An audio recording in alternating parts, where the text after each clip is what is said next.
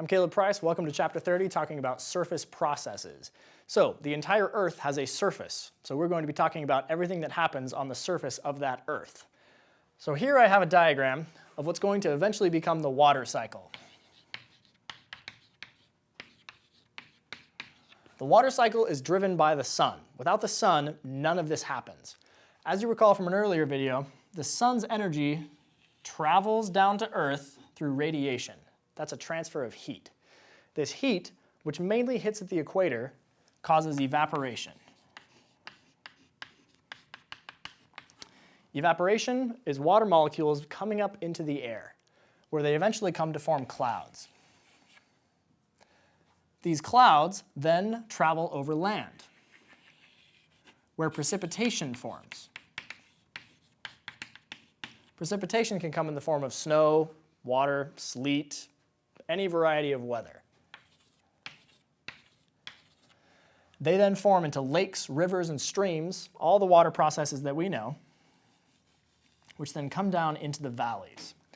Now in the process, some of that water is going to be evaporated back up into the clouds. What also happens is plants are going to suck up some of this water through a process called evapotranspiration. Some of that water gets back up into the air and eventually becomes clouds as well. This stream goes back, meets the ocean, boom, that's the water cycle. Now, an important caveat to this is that while it's traveling over the surface of the Earth, some of that water is going to be seeping down into what's called the groundwater. Now, groundwater, or an aquifer, is where a majority of the water comes for places like deserts, Arizona, a whole bunch of places around the United States and the world. Their water source comes from digging wells. The whole purpose of a well is to tap down into this groundwater and hopefully get some purified water. All surface processes are driven by the sun, but the sun uses water as its main mode of transport for energy. So let's talk about what water does. Here I have a piece of land, like the Colorado Plateau. As a stream begins to cut through it, it'll eventually create a V-shaped valley. This stream is going to go down these walls and come out through this valley because water has a cutting, eroding ability. Based off a previous chapter of geology, this is eventually how sedimentary rocks are going to be formed, through sediment that is cut away in these V-shaped valleys. So, the faster water is moving, the more cutting it does. And this makes sense. If you've ever been to a canyon, if you've ever been any place where it has jagged cliffs, those are usually caused by very fast-moving water. The Grand Canyon is a great example of this. Once the water reaches a more stable elevation, it slows down and begins to drop that sediment. Slow water drops sediment. This explains several surface processes that you can see if you go through a desert or if you go, for example, to the Egyptian river delta.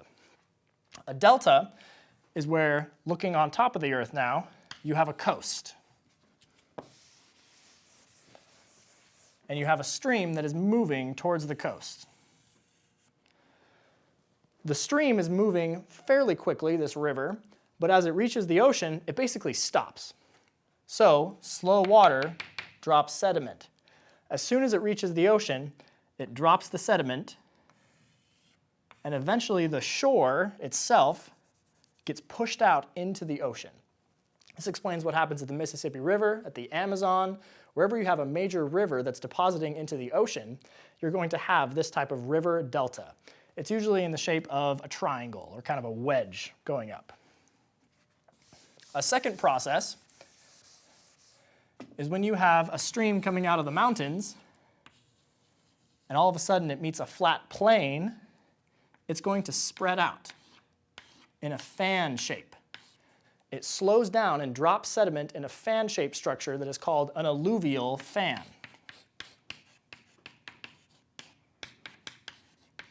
There's alluvial fans all over Utah. If you've ever driven to Southern California, right at the Arizona border, there is a gigantic alluvial fan that is several miles across, right by the Virgin River Gorge.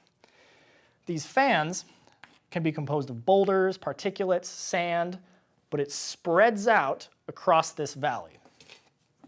Let's talk about this cutting mechanism a little bit more. If you have something that is V-shaped, it means that a stream has cut through there. If you have something that is more U-shaped, that usually means that some type of glaciation has happened. Excuse me. Glaciers usually fill in some type of V-shaped valley, but the weight of the glacier as it squeezes down through the valley causes erosion that makes the valley turn more into a U shape. This happens with continental glaciers as well as alpine glaciers.